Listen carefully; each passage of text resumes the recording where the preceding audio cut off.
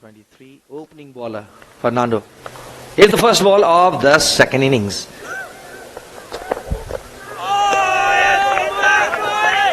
Decent pace there. My left tried to poke with the ball there, a bit too quick. Plenty of pace by Asita Fernando. In the match against Nepal, we saw he operated with great pace, troubled the Nepali batsman. Even managed to beat Devendra Singh Airi, who was well settled on 60 odd. Fairy customer, Fernando.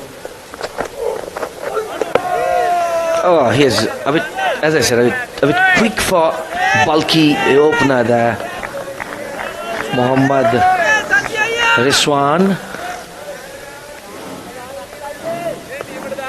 Let's see how does he looks like I mean, he can hit the ball, but let's see. You see in the replay there as well, a bit late in the shot there, and sharply coming in. Shot of good length ball. Kind of a trademark, Devendra, in associate teams that we saw some kind of such players, bulky players, opening the batting or wicket keeping. Underway now, Maldives. First one for the Maldives in the board. With Rizwan taking a single towards point region there. Third man region.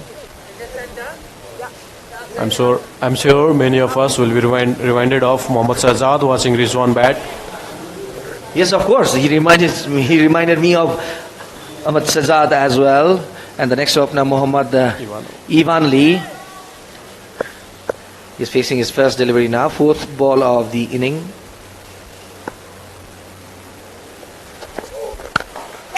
Maldives, good shot there. Found the gap perfectly.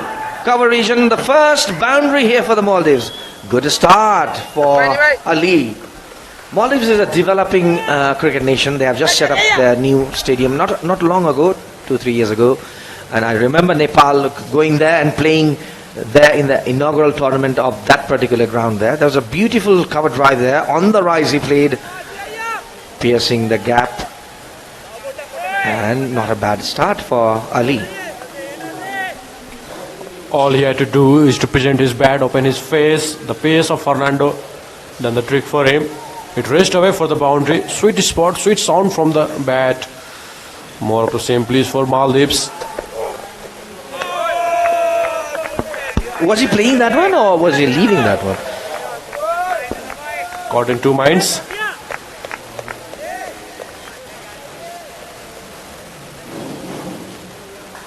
The pace that Fernando has, you have to decide in that fraction of second that Ivan Lee failed to do.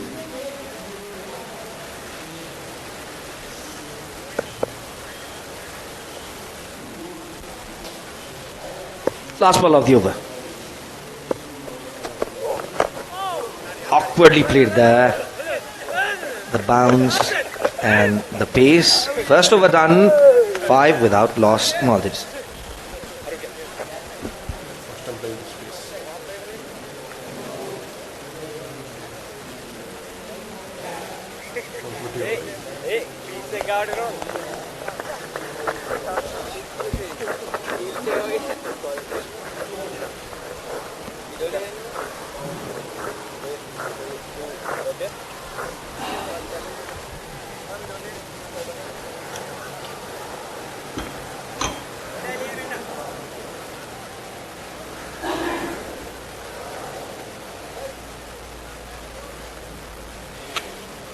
Jersey number 26. Kaviska Anzula will start from pavilion end. This was the same end Aziano Yusuf produced that magical delivery to dismiss Pathum Nisanka. Sri Lanka will be hoping to do something similar from Anzula. No fit movement there, but he's made a good connection. Couldn't pierce the gap. No timing as well there, and he can feel it in his hand there. He can feeling it. Looks like he believes in hitting the ball big. And with the target, a big one, a stiff one. He knows his business. He has to go score there for the Maldives. Well, they have to try. They have to achieve this target. Ali, meanwhile, guides this ball towards points region for a couple of runs.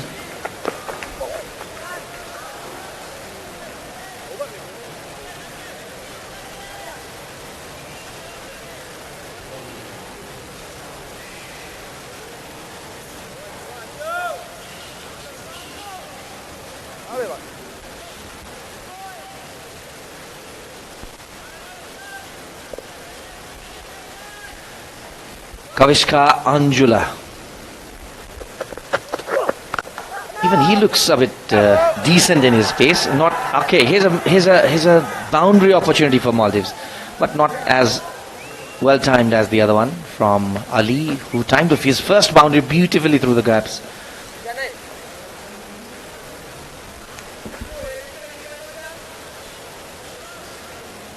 Maldives would like to get as much runs as possible in power play. On the two opening batsmen, Ivanli and Rizwan, to find that odd boundaries every now and then to make sure they get about 50 to 60 runs.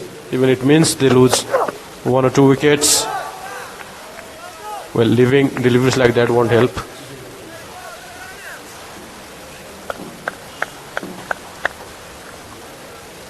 Kavishka Anjula bowled well in the match against Nepal.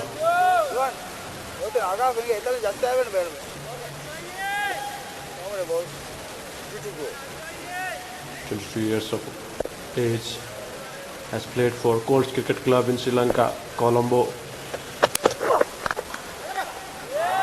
And this time, the slip fielder makes no mistake. First breakthrough for Sri Lanka under 23 team, and Kavishka has produced from the end that most of the fast bowlers are getting reward from. In the first match, even Karan Casey got a wicket from that end in very similar fashion. Arif Sheikh was the catcher this time. Extra yard of pace from Kavishka. 10 for 1 Maldives after 1.5.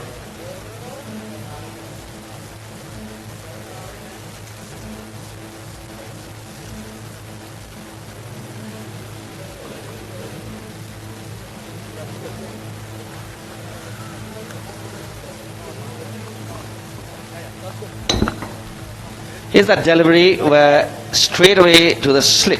First wicket down for Maldives, you can see it. Easy catch.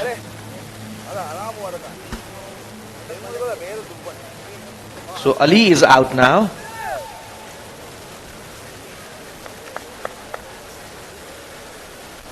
And here comes Adam. Nasif Umar. Right arm over the wicket. 1 to go.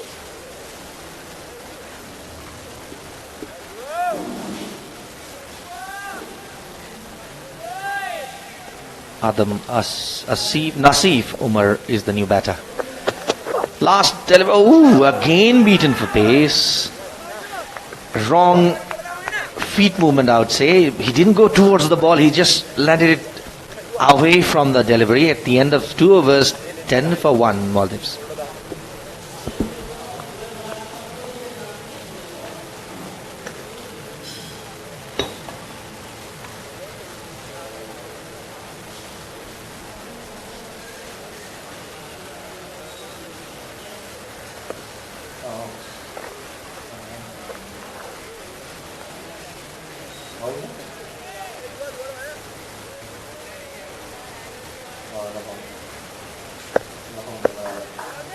Asita will continue from the over end. Rizwan at the strike. Wavered this time. Very well collected by the wicketkeeper Madhuska. We have seen so many runs going down the leg side.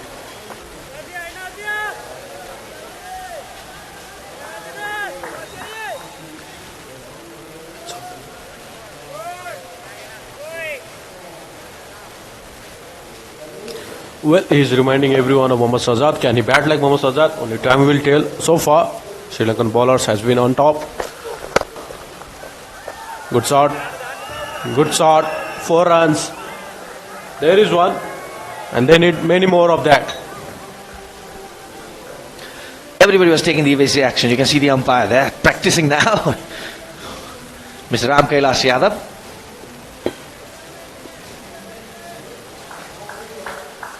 You have to be very agile, very much focused.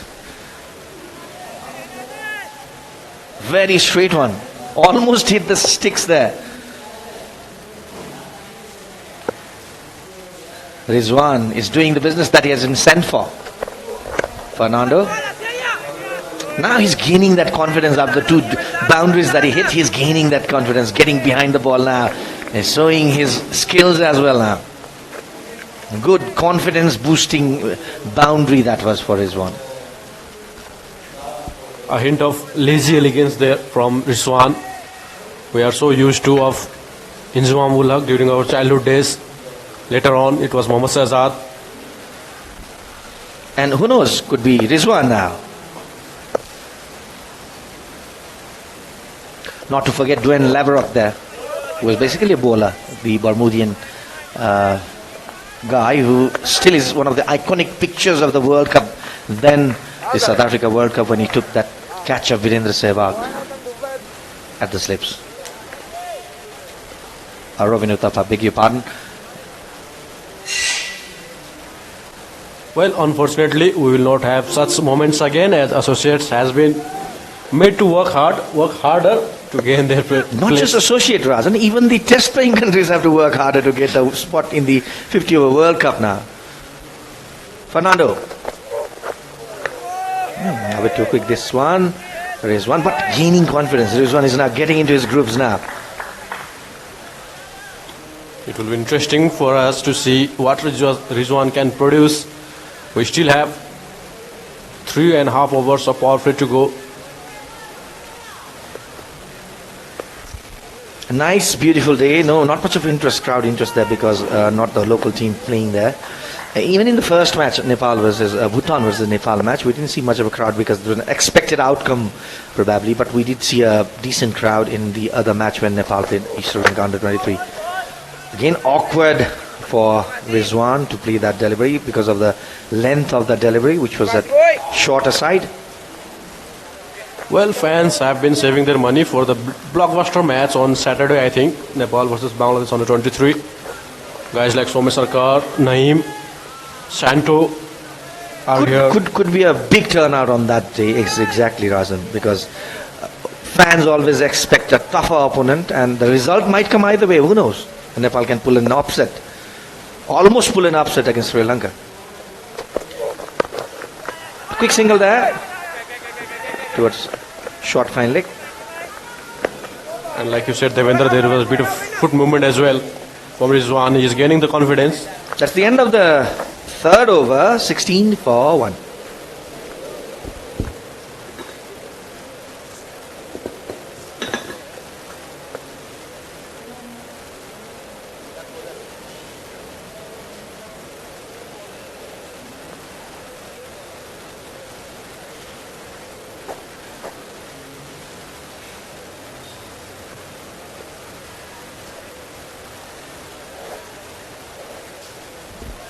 Quite a beautiful day for cricket, isn't it? Mild weather, it's warm enough.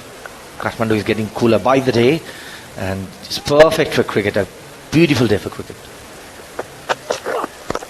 Here comes aerial route, and without any feet movement, he just hoiked it. A beautiful piece of fielding there, beautiful piece of fielding. And prevented a certain boundary, prevented 2 runs there. Rizwan was very, very reluctant to run even the second one because he knew it was going to be a boundary. But what a fielding effort that was from the skipper. It was the captain himself, Charit Aslanka, setting the example, leading from the front. I think they had impressed. The difference between Nepal and Sri Lanka's games can be a fielding as well. A big difference it was. Very true. Coming back to Nepal's Sri Lanka under 23 match. 4 catches almost cost Nepal the match.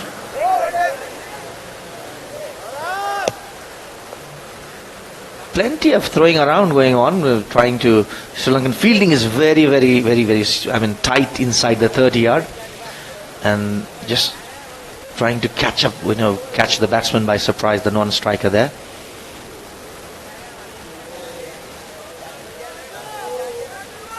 Anjula, his second over from the TU end. Nice run up to the crease. A bit wider side. Oh, there's a nice shot there. Could be. Oh, tried.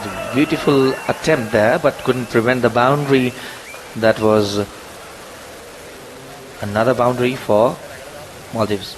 A hint of helicopter there from Rizwan. He made that follow through with the bat.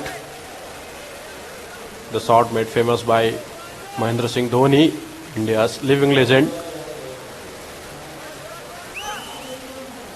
And Mohammad Shahzad is also known for playing that shot. He has been a big fan of Dhoni. And coming back to Nepal, there are two exponents of that. I think Manjit Shrestha and then Siddhant Daloni. Nice flick there. Single. Well covered that area. It's a leg by, in fact. If you ask Manjit Shrestha, you'd be saying, in fact, I started playing that shot earlier than Dhoni, you would say. And we all know Manjit has been playing for a longer period of time than Dhoni has been playing.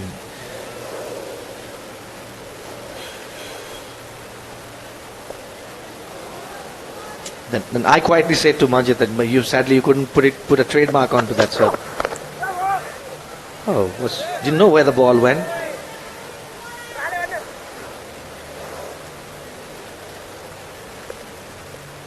That's the difference when you reach the world-class stage and when you are not at the world-class stage or a step lower or even lower than that. No. Manjit might be right, yes, he started playing that earlier, but not exposed to the world, and what counts is what has been exposed to the world.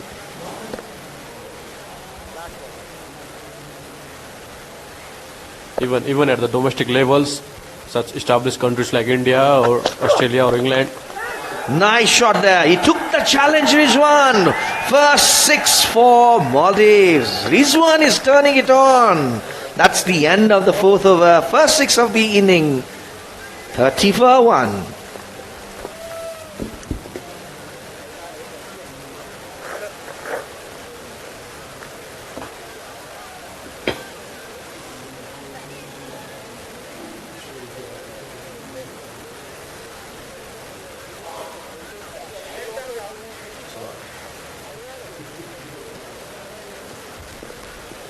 What I make of Rizwan's batting as what I've seen right now, he doesn't believe in moving too much. He just believes in connecting. He has got good hand and eye coordination. He can hit the ball, he can slap the ball hard.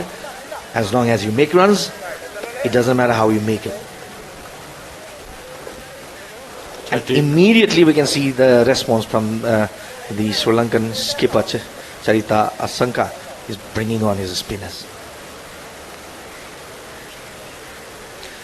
And and as expected, coming to Mendes. Is he bowling with his right hand or left arm? Let's see.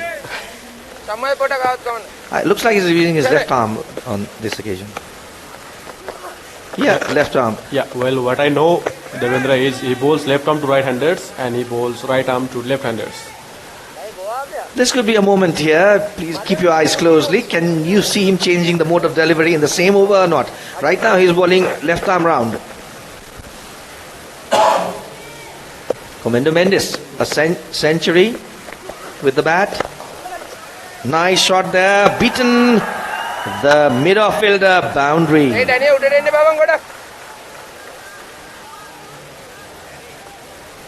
Well, normal bowlers would think about changing his line length, but Kamendu can't even think about changing his arm. He has that advantage, Razan. Forget about changing your pace, changing your line, your length. I'll change my arm. Not right in the mark there, under pressure there.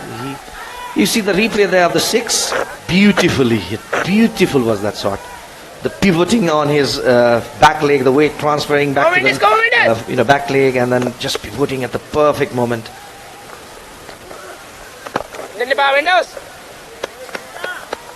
Bit of pace there by Kamindu, making sure batsman stays at the crease.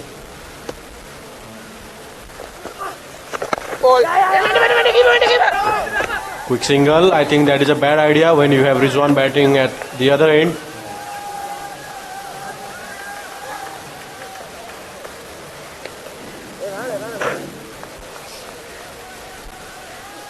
Come on, Mendes. The more I see of Rizwan, I'm loving his stroke play.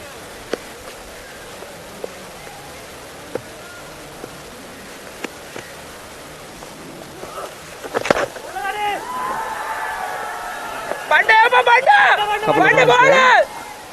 He's quick between the wickets as well, Rizwan. 2 white balls in this over. Kamindu is struggling to settle in a proper line there.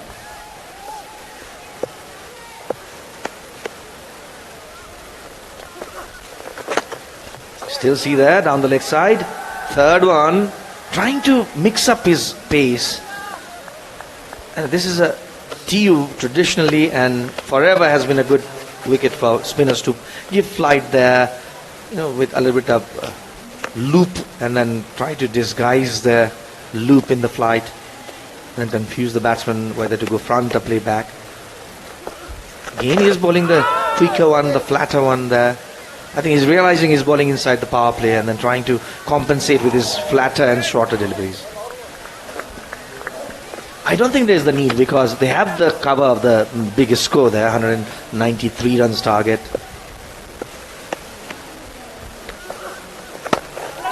Or it might be a tired body. But there we can see what he was trying to do.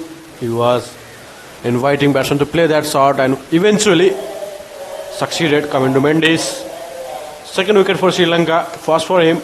39 for 2 Maldives after 5.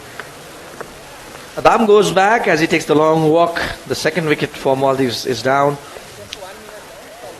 The spinner, the move to bring the spinner paid off again for Aslanka, who brought him in the 5th over. That's the end of the over as well. 39 for 2.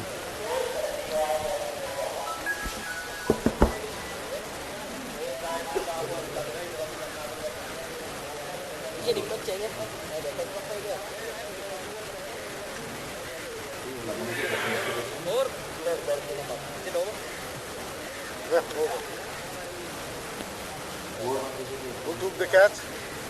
Who took the catch? That's the number.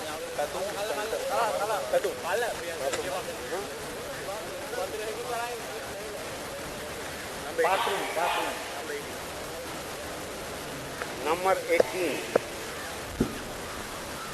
Thank you.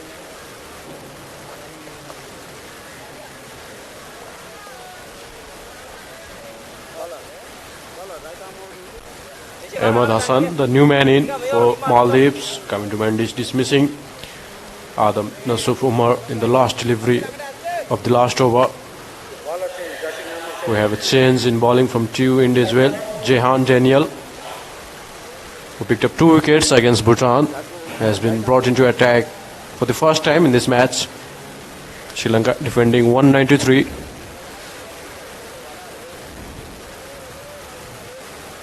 And your favorite Devendra, Rizwan, is still there. I'm loving Rizwan's batting. He's got still one more over to show his magic in the power play.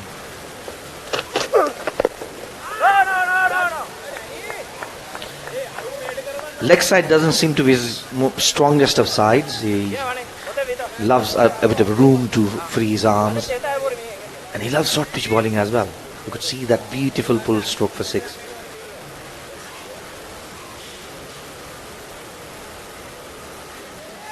Last over of the power play. Jehan Daniel being trusted with the duties to deliver. Rizwan has got a start. 19 runs from 15 deliveries. 16 deliveries, I beg your pardon. Has a glorious 6 on the leg side and couple of 4s on the off side. Struggling with the incoming ball of it. You can see Daniel bringing it sharply in towards the right-hander and then struggling with that.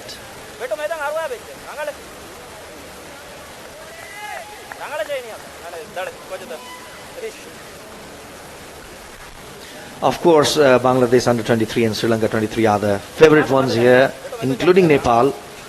Nepal lost a very big opportunity to go to the final yesterday, defending 173 against Sri Lanka under 23. Lost at the very last over. Wild swing there, not playing. He was playing at the wrong line there. Should have been playing towards the offside, trying to hit towards mid-on area.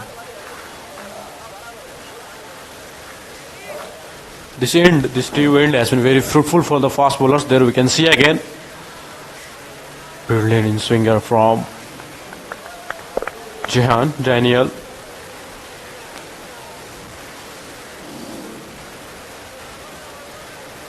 No runs conceded so far. The last over of the power play.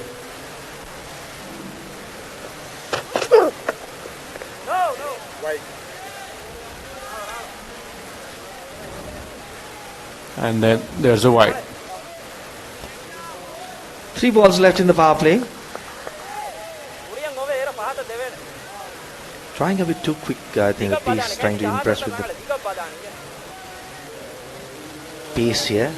20 years old, Jehan has played for Sri Lanka under 19s, has played for Sri Lanka emerging team, and now representing on a 23 team.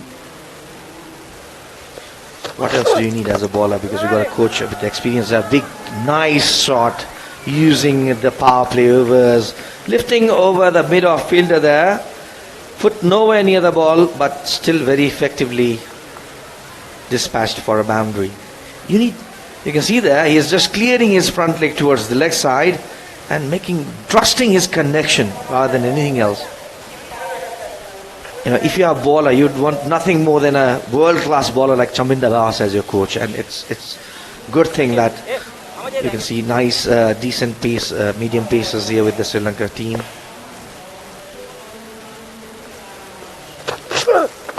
Another beautiful pull shot there.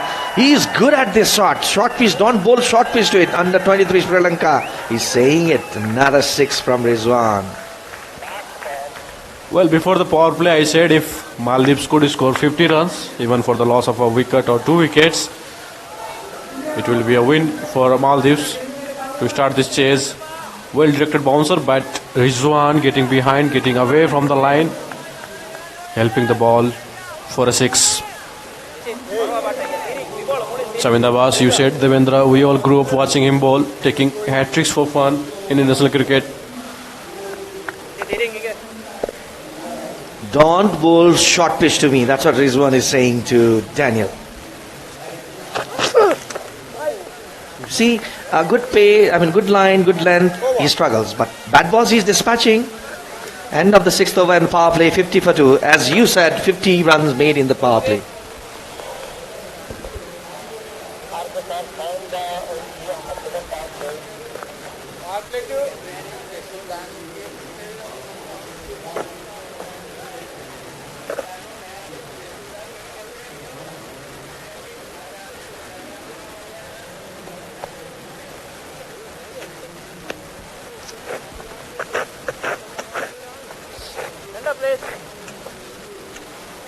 Again, let's see the short pitch delivery, which is slammed for seconds. Almost identical with the first one, but first one was much quicker delivery, I guess. It's a bowling change from Aslanka. He is bringing in another left-arm spinner, I guess. Nishan Paris, left-arm orthodox bowler. This is Daniel's front-on action. Puts in a lot of effort. Head still not still there, so that's what loses his directions at times.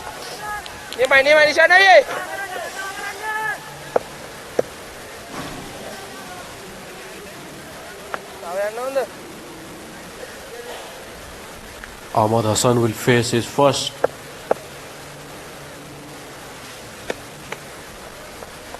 ball for Paris. Rizwan is playing on 29 in 21 deliveries, 2 sixes and 3 boundaries. Ahmad Hassan, his new partner, is yet to face a ball. Well, the power plays are over. What can be a good score for Maldives at maybe 15th over stage, so that they can go for the chase in last 5. Ideally 120 plus. Ball, ball. They would look for with a little bit of wicket in hand. Nearby, 15, 20 runs plus. In the last 5 overs, they can go for 50 to 60 runs if they have that firepower. They will have to back themselves. And Rizwan, the way he is batting, Easy catch. And this Rizwan's inning and cameo comes to an end. And he looks to be a batsman for the power play. Definitely for the power play. Rizwan is out for his well-made 29. I was so excited, Devendra, for a moment of second there, but dismissed their easy catch for the fielder. Sri Lanka has third breakthrough in the innings. It was not a full-blooded sweep. It was like a half sweep there. He's trying to pick it from the offside. Well played, Rizwan.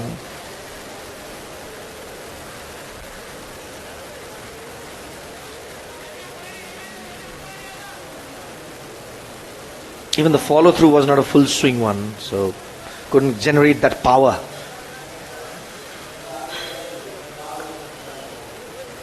So both new batters at the crease now. Sri Lanka must be smelling the opportunity to restrict the runs or take more wickets here.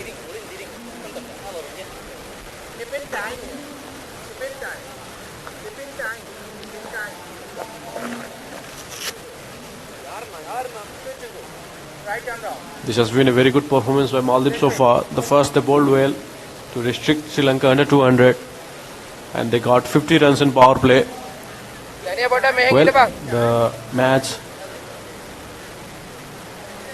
is still in balance, but Sri Lanka might feel that they have an edge now. Both new batsmen at the crease. They can get 1 or 2 more. They can Mohammad Azam now joins in the crease. Yes, of course, definitely the tails must be up for Sri Lankan spinners especially. Successful in his very first over. Paris.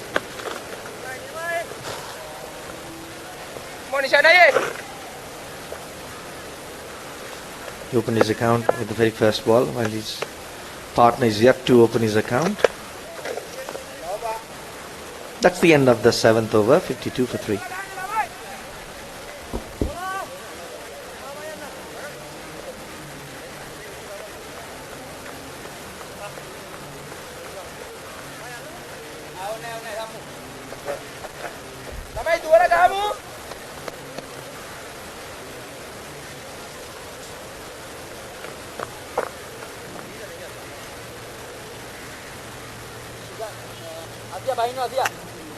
Ball change. That's the number. Center.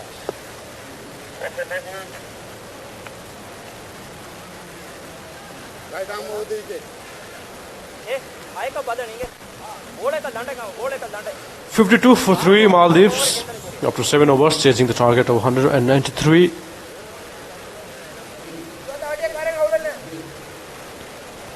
Fifth game of the 13th South Asian Games, the prestigious Olympic of South Asia. The top 2 teams after the single round robin group stage will vie for the gold. Sri Lanka sitting on top with 4 points. Sachindu Colombaze in attack.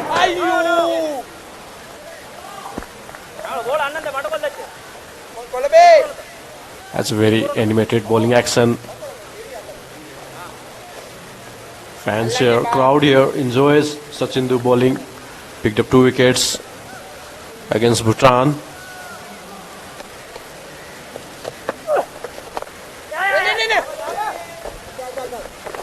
His bowling action has been pretty much a topic of discussion in this tournament as well. Very focused, eyes fixed. Look at his. He doesn't even look towards the ball as he gives it a big eye focused towards the batter. Very much focused, almost like Muthaiya Muralidharan with his big eye wide open, focusing and steering towards the batsman. Looks a bit scary, like when he smiles he looks like a very cool customer. But when he stares at you he looks like a very scary one. Exactly in the same mold I see him.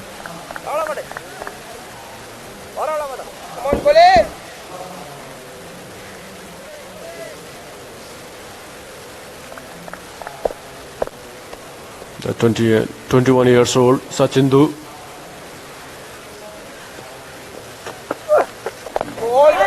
plays for Non-Scripps Cricket Club in Sri Lanka. Has played 6 list matches, 13 wickets in 6 matches, with an economy of less than 5.5 and a best bowling of 5 wickets for 31 runs.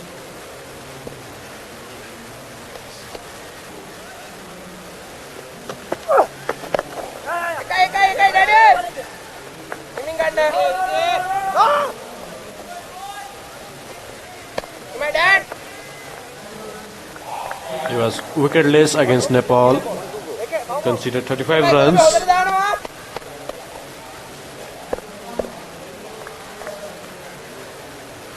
He is a fan favorite in Nepal for his bowling action. We can see there, this time a bit wayward.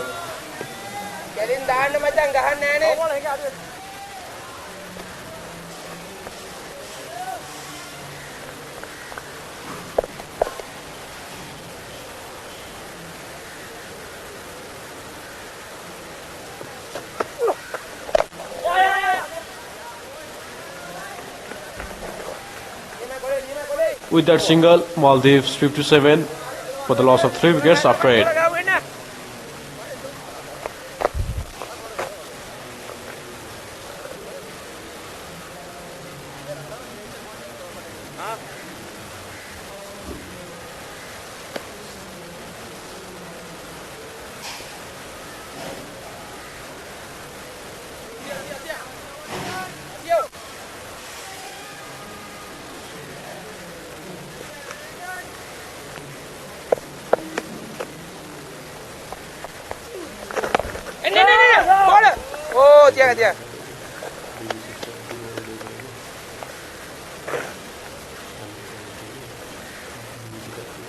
Come on, Lamai.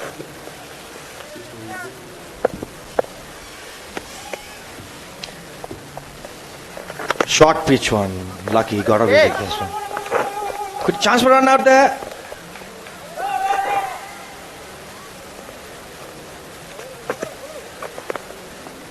Still a chance for run out at the other end.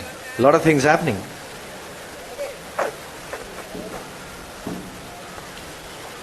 Come on, Nishan.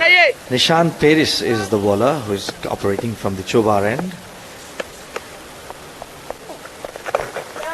You will want to hear this, Devendra. The news from the Pokhara is Maldives women team has been all out for 6 runs against Bangladesh women chasing 256. Not the news that the Maldives batters would like to receive at this particular moment. They are doing much better than what their women's counterpart have been doing. But with the arrival of the spinners, the run flow and the end of the power play, the run flow had just dried up a bit. And the spinners are also, I don't know why, preferring the shorter and flatter trajectory. A little bit of body contact there between the batter and the fielder. Not an intentional one, so no issue at all there. It's a friendly nudge, Devendra. They are enjoying their match. A bit of intensity is always nice to see. The passion between the players. As you said, spinners has been able to make great boundaries. A bit of a period where... And also with the departure of Rizwan, I should say. And this is the part where associate teams has been struggling to rotate strike, to take doubles, singles. We saw how commendable.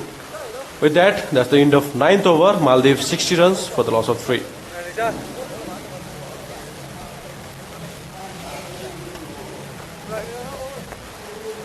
Ladies and gentlemen, you have been watching the live telecast of cricket under the 13th South Asian Games being held in Kathmandu, Pokhara and Janakpur, 3 cities. For the first time ever in the history of SAG Games, the tournament is being organized in 3 different cities. And Maldives playing Sri Lanka under 23 here. Maldives chasing a target of 193.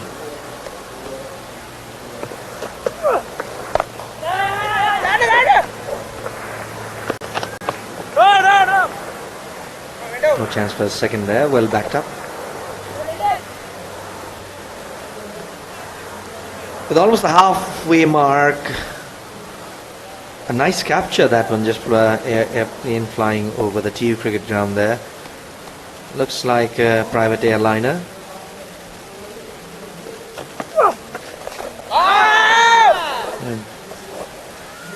A light appeal there.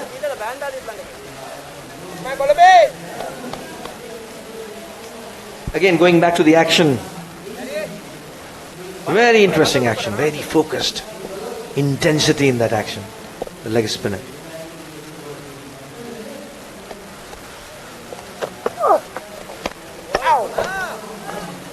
Kolambaj.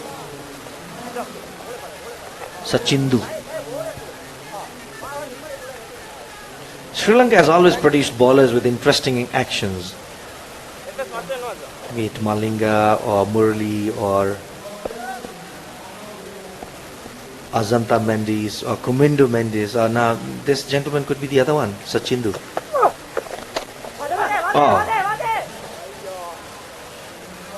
Direct hit and he was gone there. Sri Lankans know, Sachindu knows. There we can see in the replay, Sachindu as usual taking his time. He thought the ball has passed the wicketkeeper, but not. Madhuska tried his best, but missed the stumps. Lifeline for Maldives.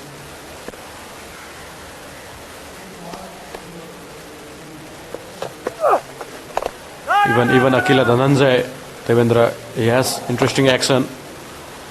It took batsman time to understand if it was a leg spin or off spin.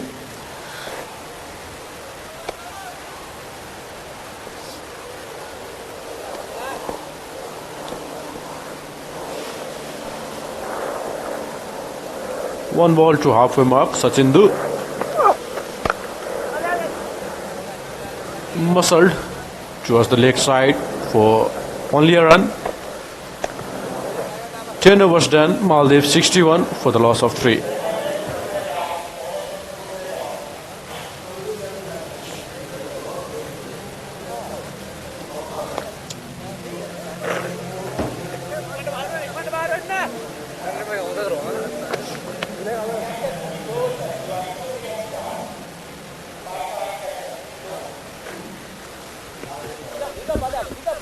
Now in the medal tally, India has taken the lead now since yesterday, and a double gold medal winner again today for Nepal, Nima, winning 2 gold medals for Nepal in Wushu. So we have 3 double gold medal winners for Nepal in this edition now, starting with Mande Kazi, Ayasa Sakya, and then Nima in Wushu. Is Paris. Singles won't make difference to Sri Lanka, and they're happy giving away singles. They just have been able to restrict the boundaries since the departure of Rizwan, or we can say end of the power play. Well, the plan has been to dry up the runs. Sri Lankan bowlers. Not even that pitched outside leg, I guess. Maybe having that chat with the bowler, Mr. Ram Kailas. More optimistic than realistic, I would say. Oh, this one could be a tight one. Yes, he is given it. This one could be a tight one. There's the 4th wicket down, straight onto the boot there. You have been there, Devendra. What it feels like when bowlers keep appealing for everything they hit the batsman? Well, it depends on, always bowlers always try to create an impression, They try to create an impression on the. You can see this replay there. This looked pretty adjacent, Straight there, just coming inside, bang in the middle. This one just going outside down the leg side. So easy one for this one, the umpire. The other one that he gave him was a fuller one that hit full on the leg. And if it's within the 3 stumps line, that's a dead duck. So you can just see this replay. See, this is a much fuller one. See? But this one was going down the leg anyway. We'll try to show you the wicket ball as well.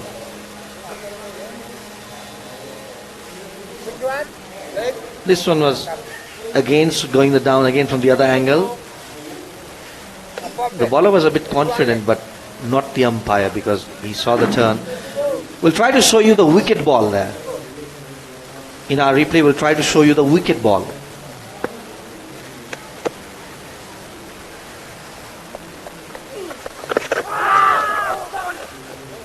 Quick single there.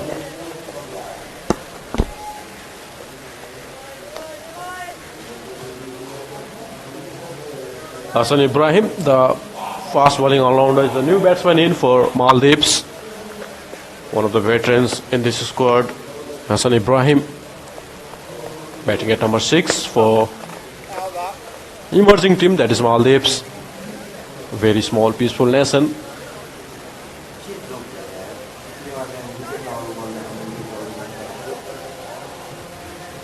Into 11 overs, Maldives 64 for the loss of 4.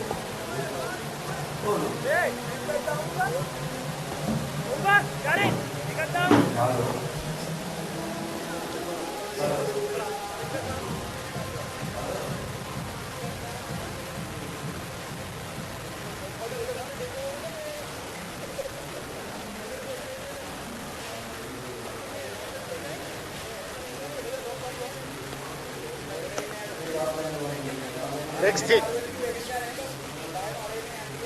Batsman. Right arm over the wicket.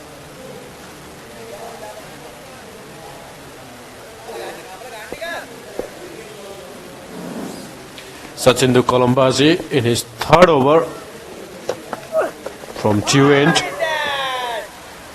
Could have been a close one. Pitched outside leg, this time no appeal from Sri Lanka. There was slight murmurs from wicketkeeper, but that's the basic.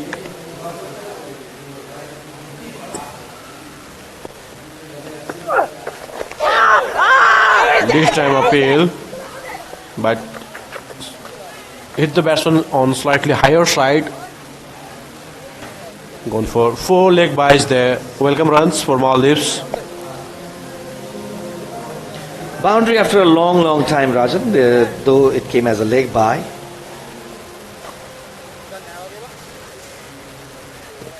Sachindu's action again there.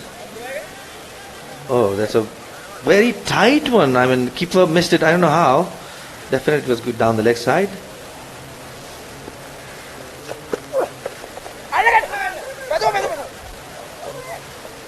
Hassan is struggling to pick Sachindu there. Has not been able to connect any delivery so far.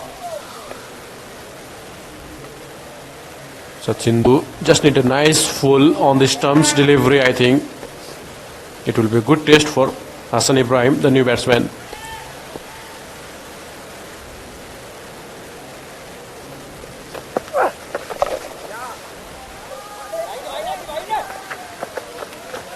Wavered again, and this time welcome boundary for Maldives from bat.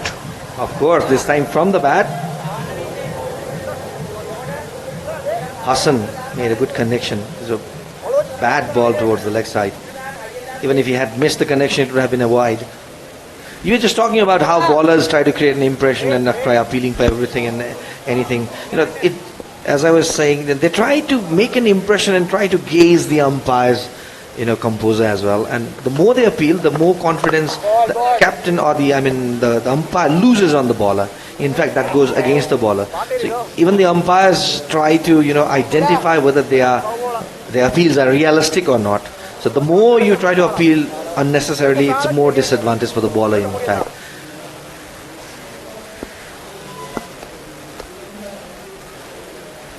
It's a sort of cat and mouse game. Especially when, the both sides are well known, there's a different sort of relation. But when it's a new batsman, a new bowler and a new umpire, they try to, catch up one another. It's the end of the 12th over, 72 for 4.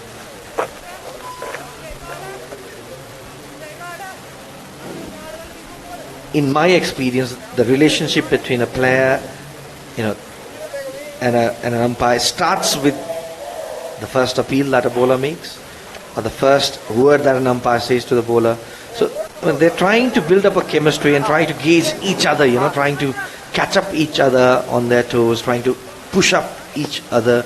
So that's a part of the game, nothing unwanted. But that's how, in my opinion, as an umpire, I can say that the more you appeal unnecessarily, the umpire always has it in the back of his mind that you can't trust his appeal. So that sort of impression normally, the umpires are. But they are well within their right to appeal. How much does a wrong reason affect an umpire officiating in the match if he somehow comes to know that he has made a mistake? Well, it definitely does. It's the difference between a good umpire and an average umpire is that how quickly you can forget your mistakes. It's not that everybody is perfect or nobody is perfect. Not even the elitist of umpires are perfect. Everybody makes mistakes. But if you're a good umpire, you forget your past mistakes and immediately get out and get over it.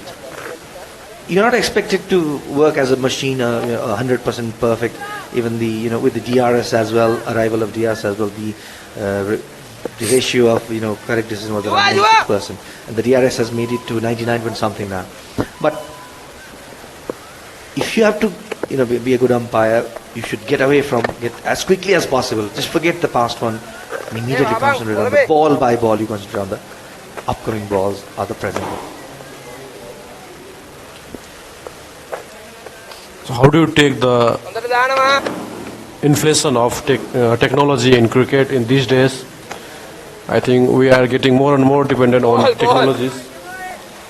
How much this affects the umpires officiating in the match? Well, it makes a sense to use technology. What I believe in that, I am a big fan of soccer, football as well. Big hoik, but that takes the top edge and goes towards the short third man there. At the end of the over, we'll continue this discussion after this over. 75 for 4.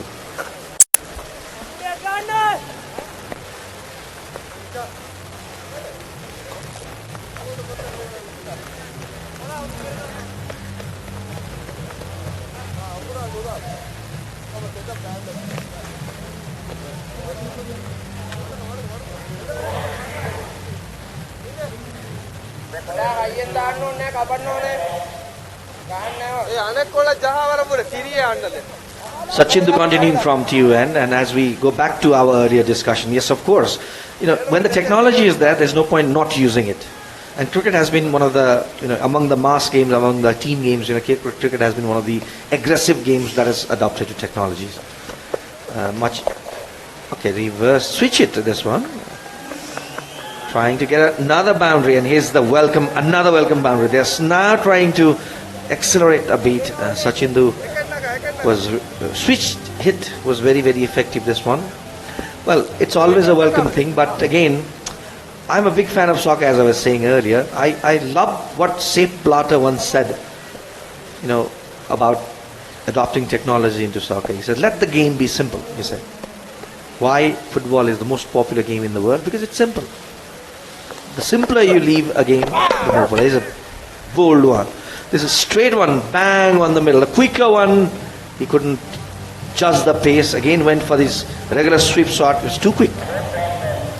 Sachindu has hardly bowled that full, but that was the first time Sachindu pitched it up, and the results you can see. Batsman trying to cross bat it, nowhere near the ball. We can see in the replay. Sachindu, Columbus always taking his time, and this time full straight middle stump gone. Mohammad Azam walks back to pavilion. Not the perfect length to sweep. Not the line as well as length to sweep. Normally, batters play sweep on the length. This was not the ball to clear sweep shot. There might be a time, Devendra, in future maybe if we are working so much technology, we are working with so much technology in cricket. Why can't we maybe just make sure we appreciate everything from television? I think maybe we can call the no balls, we can call so many things in future. Now, there is a trial already taking place where they keep a separate umpire on television to look after no balls only. This has already been tried, and in Australia I think it has been tried, and then they are trying to adopt it. And you have to have that human touch in every sport because it's a human activity after all. I don't know to what level you can make it robotic. There should be a limit on up to how much technology you can use. For example, the e-sports, can we make cricket or football as technological as e-sports, as video gaming or something? There could be a fine line that separates how technological you can make a game, and it's up to the authorities to decide. But I'm a big fan of leaving the game simple, keeping it as human as possible.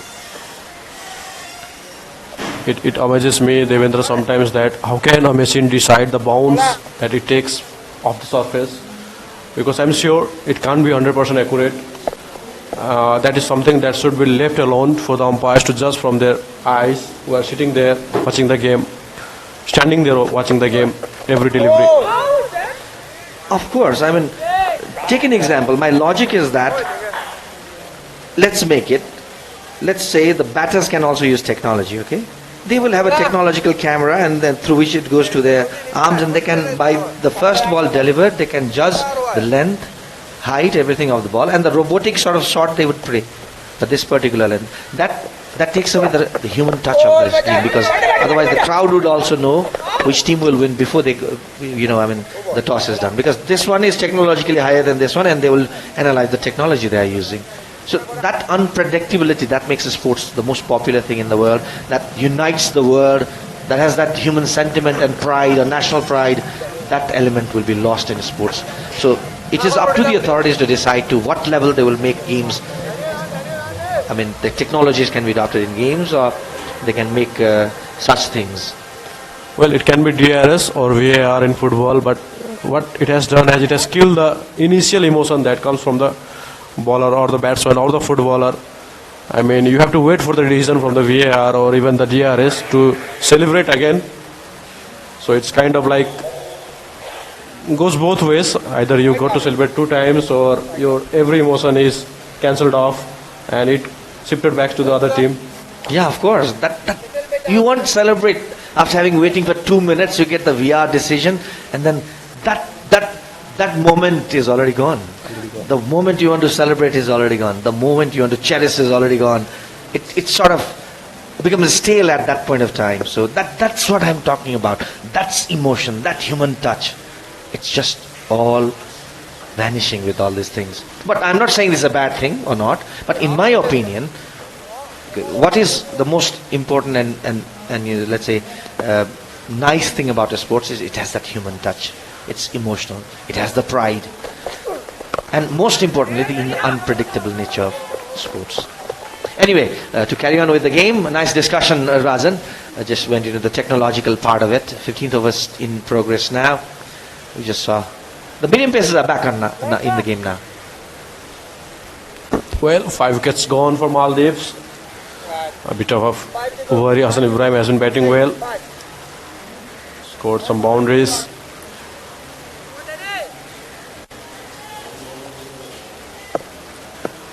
And as you said, pace bowlers are back. Asit Fernando continuing from Chovar end.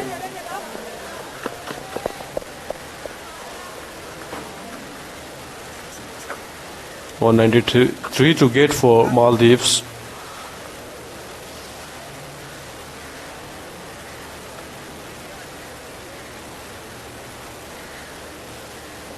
Which looks like an impossible target at this moment for Maldives. We predicted 50 runs in power play. It happened for Maldives. We predicted 120 plus at the 15 over stage. We don't think it is coming here. Well, Rajan, that we should say it's more than prediction. It was what ideal it would have been for Maldives, but they had not been able to. The first thing they did it till the power play overs. Almost the same sort of a score for both the teams. Nothing too separate. Maybe just a wicket to separate the two teams in the first 6 overs. But again, the class, when the power play overs are over, and then the class, difference between the two teams clearly visible there. Still, I would say not the best of bowling performance by the Sri Lanka under-23 team, with too much of extras there, a lot of voids. Chaminda Vas would not be impressed by their bowling performance today, irrespective of their big win or whatever the results might be. As a bowling coach, as a bowler who is their head coach, Chaminda Vas would not be the most impressed one today from their bowling performance. And the exposures like this for associate teams like Maldives or even Bhutan, we saw in the morning, they were all out for 75 yesterday, and today they played 20 overs for 95 runs. I think that is an improvement on their part, from their side, and more matches they will play, the more exposure they will get. I'm sure they are going to improve. Definitely, the more exposure you get, the better you become. The more game situations you face, the better batter you become, or more mature, let's say, cricketer you become, or player you become, not just to cricket, to any games. So let's see now. The target for Maldives must be first to get the 3 figures, and then see how far they can go from there. Not a bad bowling performance from Maldives it was in the first inning, but 193 runs, a bit too far from their batting ability, it looks like. Even for Maldives, they were all out for 65 runs against Bangladesh under 23, and today they are looking set for 20 overs dash against Sri Lanka under 23. The improvement it can be seen in 2 days of cricket for Maldives. We can really believe how much more exposure will do to them for associate teams.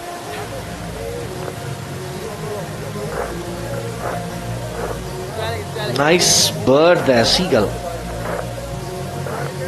Not the Australian ground, Nepal ground. This is TU cricket ground. Stroke, is it? Crane, exactly. Thank you for correcting me, Razan. It's a crane, not a seagull, not a stroke. It's a crane.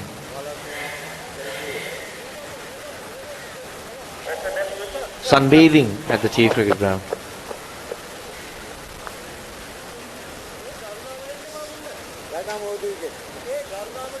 Fernando is back, right? With the medium paces. Alsanka now bringing back his opening bowler. Asita Fernando. These cricketers, all these Sri Lankan cricketers must be eyeing a place at the national team, in the national team, with putting up a good performance. This is a good platform for not just for the associates only, even for players of the Sri Lanka under 23 or Bangladesh under 23, except for those who are already in the senior team. Putting up a good performance and then showing up, creating a name for themselves and knocking at the door. Okay, here's Fernando. Bold. As simple as it comes. Running away from his wicket and incoming delivery. The 6th wicket down for 83 runs.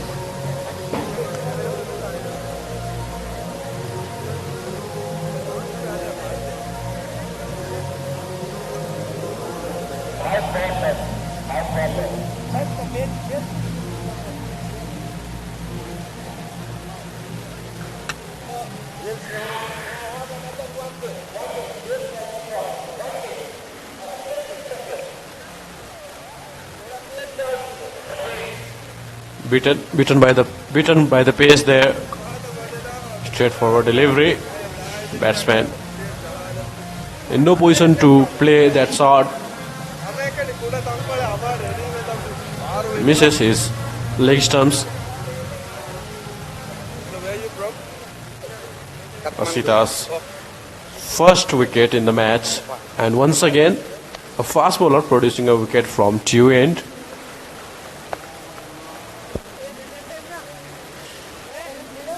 Yeah.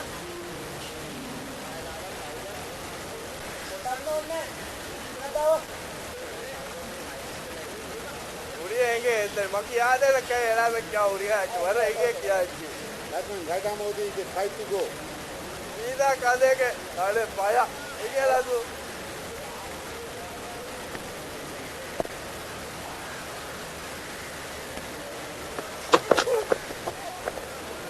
Good bouncer there.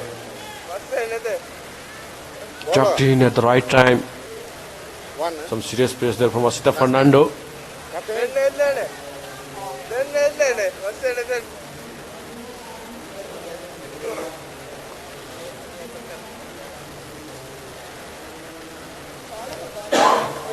New batsman Ismail Nazuan Wadiu.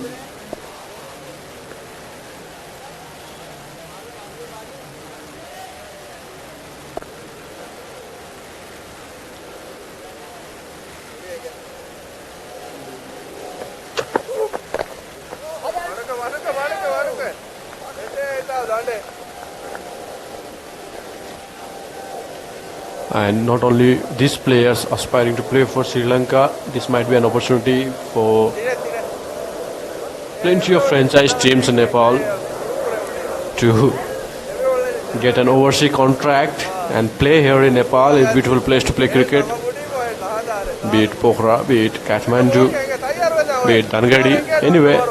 Very true, Rajan. I'm looking forward to see the team owners or the recruits of Nepali franchise, let's say, holders in the DPL, EPL or PPL. They could come here, look for some foreign players. They maybe could get in touch with them and bring them back again to Nepal for such leagues. Could be at an affordable cost as well. And not far from here, Sri Lanka, the South Asian country. There has been plenty of talents in Sri Lanka. Even Asita Fernando, some serious pace here. Samu played very well against Nepal. Kamindu Mendes today century. Ideal player like Kamindu Mendes. He can bowl with both the hands. He can bat. He just showed it today. And a left-hander at an advantage to them. And then a perfect T20 player. What else do you want? An all-rounder who is... You can, get into the team in either of the roles. Even the opener Pratham Nisanka, he played brilliantly against Sompal. The man of the match against Nepal. No, the man of the match against, I think, Bhutan. The man of the match against Nepal was Samu Asan.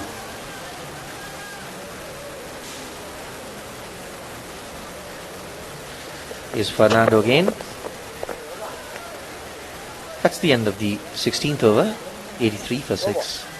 This over ended without a run. Maiden.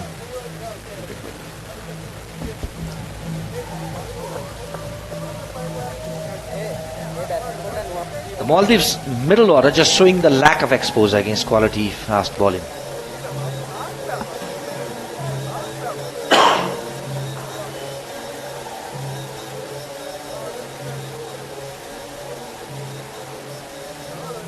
The two batters in the centre are Najwan Ismail, who is yet to open his account, while Ibrahim Hassan is playing on 7 runs. He has played 12 deliveries so far.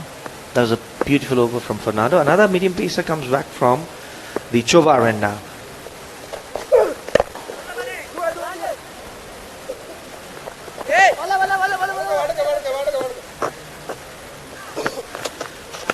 The sun setting very quickly at the TU cricket ground. This is one of the disadvantages of playing in winter. The sun sets pretty quickly because of the high hills on the western side of the ground. The Chandragiri hill. Very quickly from 4 to 4:20 you would see a drastic difference in the light.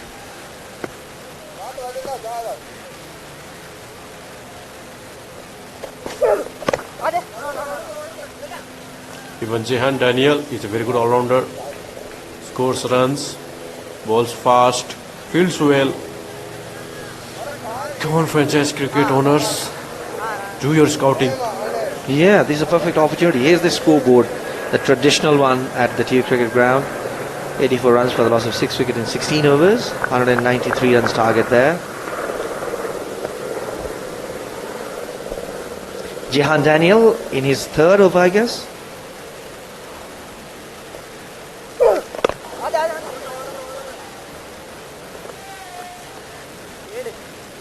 High arm axle generates that pace from that axle. Not easy to bat on as well. The wicket has got slower. You can see a puff of dust coming off the pitch as the ball pitches onto it. If you were the owner of a franchise cricket, Devendra, who would you choose from this Sri Lankan team? You can't choose Kamindu Mendis. That has been my number one pick, as you know. So I would, I think, go for an all-rounder. Was there a nick or something? There's a light appeal there. Definitely my number one pick would be Kamindu Mendis, because I would not go for a medium pacer alone, because as we all know, all our pitches are not friendly, are good for, I mean, they would not give enough help to medium pacers to impress, and they are not that express 140 plus or something. Unless you are 140 for 45 plus, we are hitting it regularly, you can impress with your pace, like Naved or somebody. Other than that, I would be looking for a batsman who can bowl a little bit of spin. And for that, who do you think would have been better than Kamindu Mendis? Since you have blocked that option for me, I still cannot decide on whether Nisanka, the right arm, the opening batter, could be the one, or as you said, Jehan Daniel. I cannot comment on how good he is with the bat. I didn't see him bat, so I still need to see a few more matches. But overall, they are test playing nation. I mean, anybody could have, and they have that potential to be a good player. There's a bang in the centre there, appeal on a full ball. Oh, he's saying, the umpire saying it was just going down the leg side. Could be an interesting replay to watch. No Samu Asan, Devendra, he took the match away from Nepal the other day. Let's see this replay and come back to your question, Razan.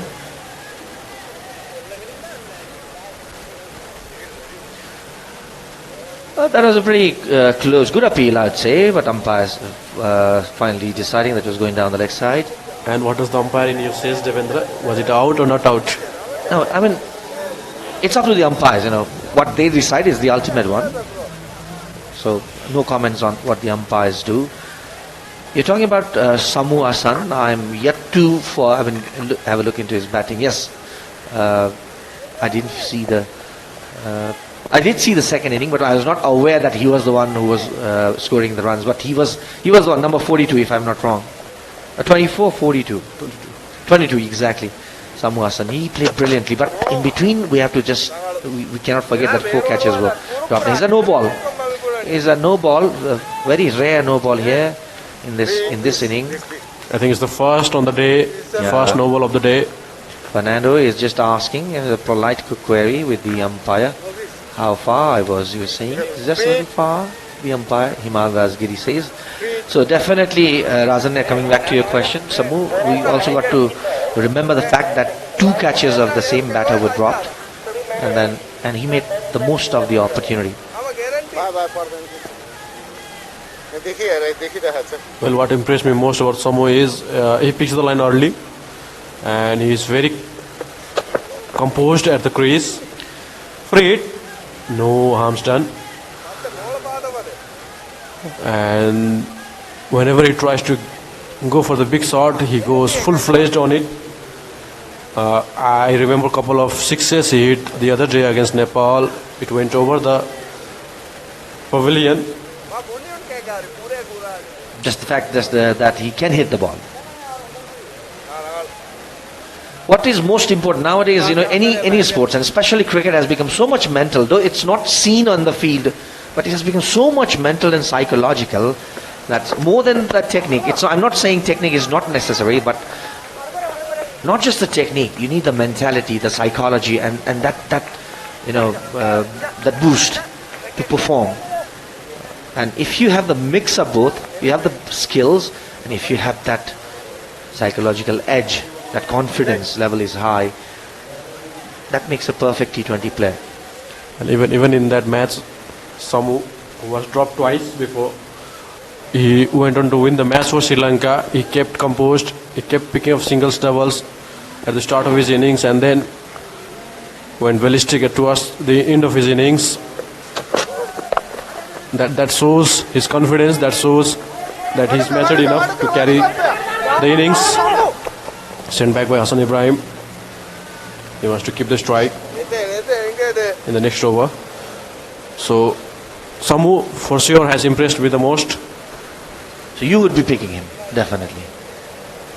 Let's look at the 18th over in progress, yeah? If I don't get Kamindu Mendes, then surely I will be picking Samu. So you're also picking Kamindu, yes, definitely. But I believe Kamindu will be busy with some Sri Lankan commitments. But we never know. Wants to try. He's a very good batsman. Century today. He can bowl, he can field.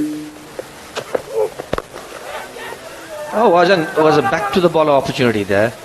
But he's not landing properly, Fernando, as you can see there. The footholds, he's not hitting the footholds correctly. His run-up is not as smooth as he would have liked, and even at that moment when he tried that catch, he was a little bit off-balanced there. Maldives have struggled to give strike to Hassan Ibrahim in this end overs. They would have liked if Hassan could have faced more deliveries towards the end of this innings. Wicket maiden last over.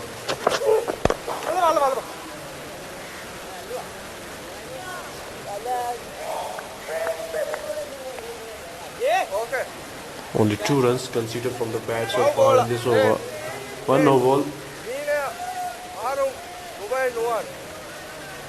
Asita Fernando's last over of the match is in his 4th, conceding 14 runs and picked up a wicket. A captain Mohammad Mahfouz, who was dismissed for 2 runs, beaten by the pace, and once again he has broke the stumps into 2 halves. This is a beautiful sight, probably one of the best sights for a medium pacer, breaking the stumps into pieces, and Fernando has done it. New stumps, please.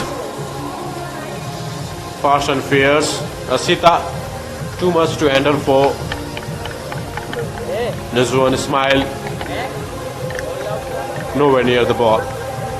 It went past a month ago for Nazwan.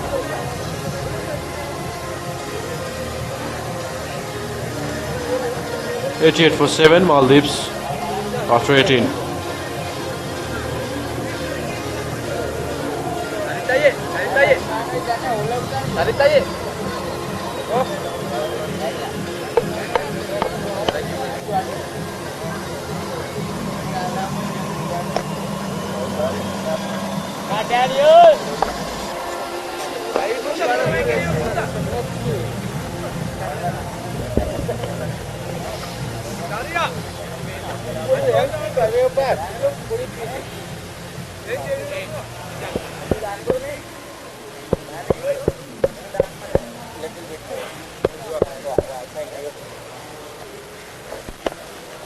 Ibrahim Rizwan, the new batsman, setting the new set of stumps there. It was broken by Asita Fernando's last delivery of the match. Half of the stumps went for a cartwheel. A perfect sight for a bowler. Stumps flying for a cartwheel plus broken.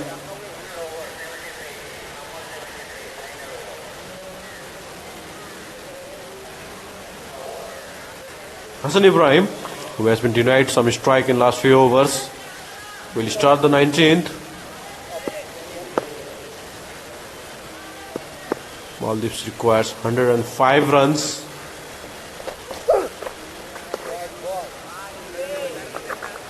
Wide.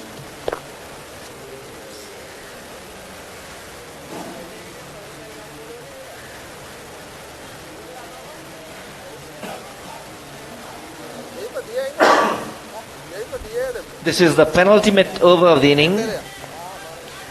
Now, as I said, the immediate target now for Maldives is to get the 3 figures. 7 wickets down, and this is the last over for Daniel.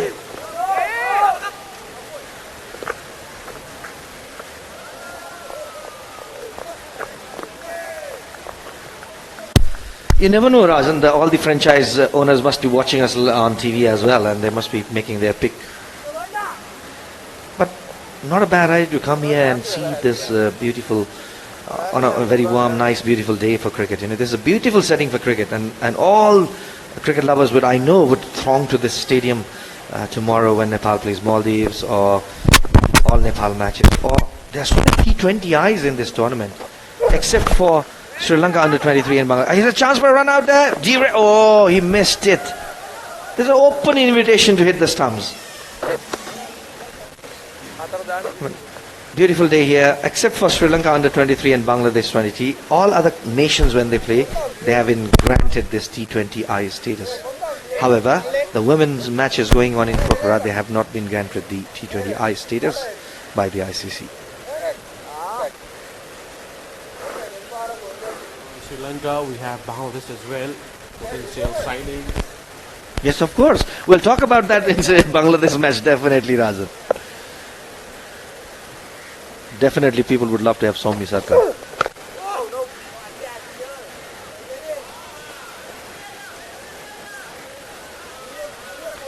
Today was a big win for Nepal against Bhutan, and they must be eyeing for trying some of their bench strength against Maldives tomorrow. But Maldives, with the performance they have put up today, they are not a side to ignore or to underestimate.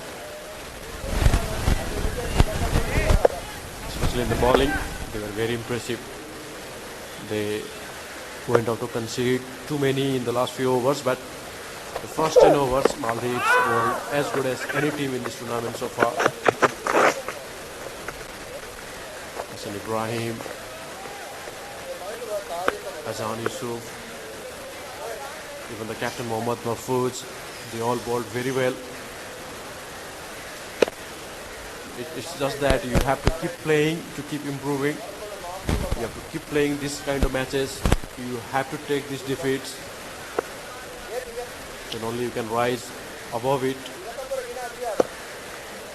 Ibrahim Rizwan, relatively newer in the crease, is facing his third delivery now.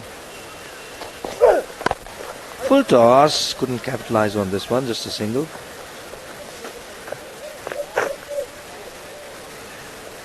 Opens his account. And Ibrahim Hassan is playing on 10 runs. You can see very quickly the light is fading down, and then with just 1 over left after this delivery. But every passing day, the light would become, the day would become shorter and shorter in this part of the world, especially in winter. Okay, it's the last delivery of the 19th over. Daniel, big appeal there, making an attempt for a run out as well. Not impressed, umpire. Looked like it was going down the next side, and the end of the 19th over, 91 for 7.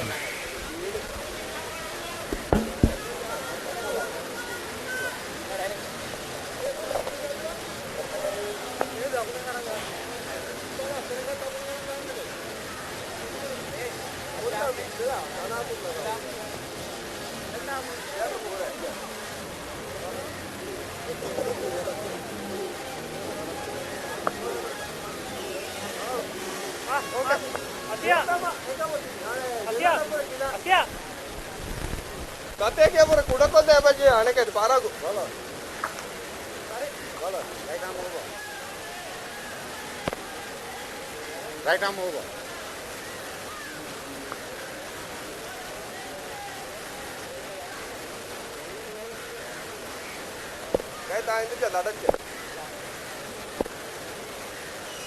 Last over of the match. Maldives, 7 wickets. Once again, Hassan Ibrahim on the sector frame. He has been kind of laid off. As well as everything he wanted to in his last few overs.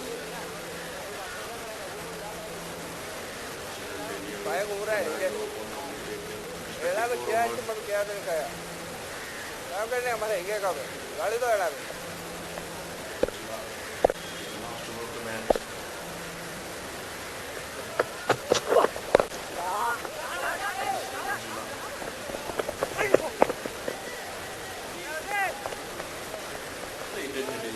same. It doesn't matter if you're defending. We're just throwing the bodies around. It's on every run. My favorite team, Oxford.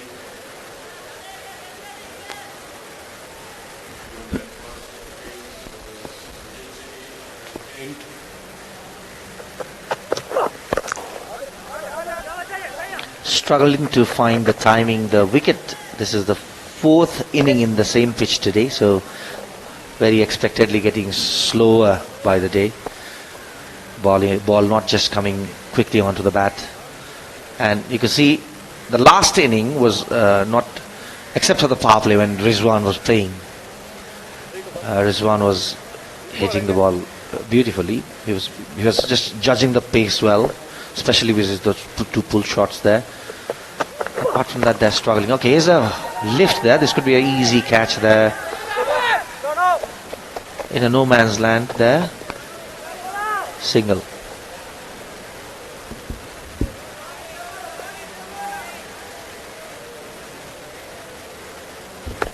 The best time to bat in this pitch is the first inning of the second match. That's the best time to bat, in my opinion. But today, as Nepal started with batting and they made a good score, but as I spoke to the skipper, is another wicket down now. 8th wicket down.